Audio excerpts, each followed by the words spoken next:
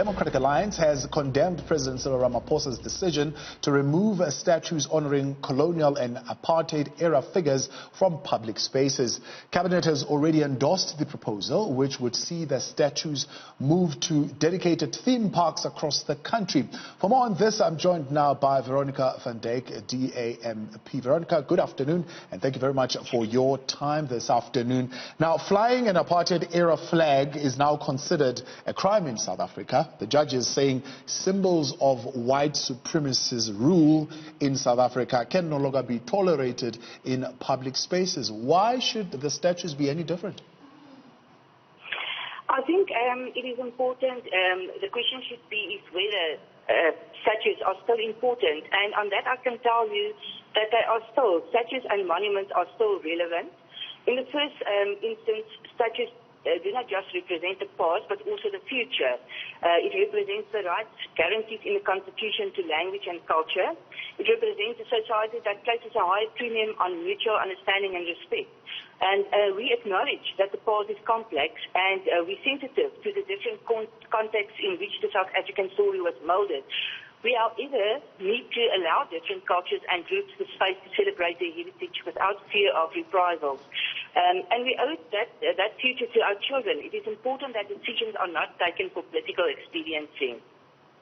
Now, we're not just talking statues. We're talking statues of colonial and pre-apartheid era figures, right? To those who are beneficiaries of apartheid, who did not suffer under apartheid, certainly those symbols are a heritage. But to those who suffered during apartheid, who were victims, who were black people, who were segregated in this country, those are not heritage. So why should they be in public spaces when we speak of a broader South Africa and what South Africa needs?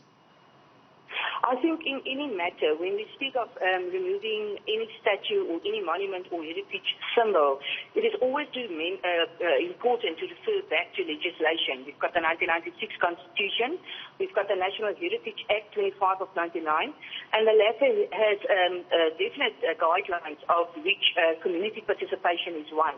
And what is important and what the VA says is that the solution as it pertains to apartheid monuments would be firstly that statues and monuments are categorized in a transparent manner that involves role players such as historians, and more or less a heritage impact study needs to be done, and that where a statue is deemed inappropriate for a certain space, the community for whom this holds importance should be allowed the opportunity to claim and remove the statue. These communities can then decide to remove the statue or monument to private property or community managed property if they wish. I think one should also be careful not to create a situation where we sanitize. We do not choose our history, but we have a responsibility to learn from it, the good and the bad.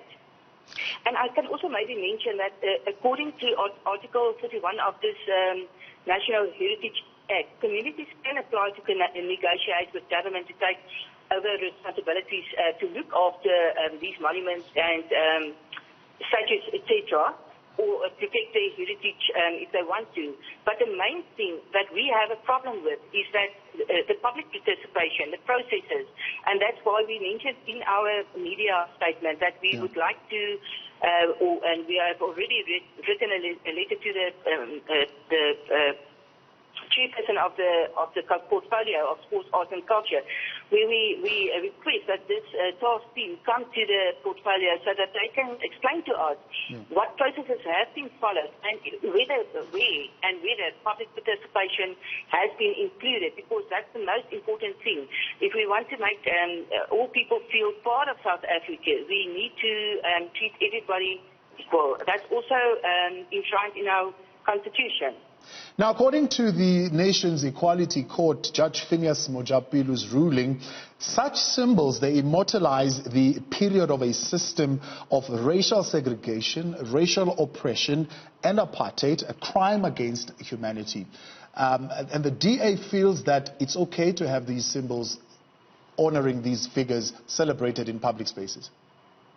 No, the DA never said that. The DA said that we have a problem with the processes and that we feel that public participation should be included when we speak of removing monuments and statues and heritage symbols of any group.